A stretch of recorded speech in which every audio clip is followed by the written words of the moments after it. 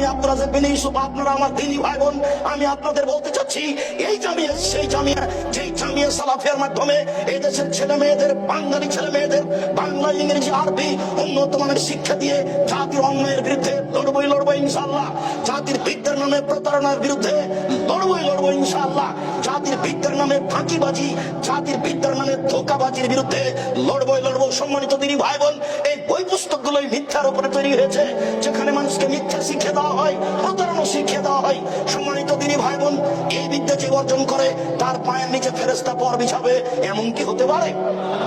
যে ছেলে দাড়ি ছাঁচে এবং হাতে সিগারেট নিয়ে প্যান্টটা এখন নিচে করে দিয়ে বই হাতে করে শিক্ষা প্রতিষ্ঠানে যায়, পাঠশালায় যায়, তার পায়ের নিচে কি ফেরেশতা পর বিছাতে পারে? যে মেয়ে নগ্ন পোশাক পরে আস্কারা মাস্কারা চোখে মুখে লাগিয়ে রং মেখে একজন পতিতালয়ের মেয়ে সেজে, নখে নেইল পালিশ দিয়ে লম্বা লম্বা নখ রেখে ভুরু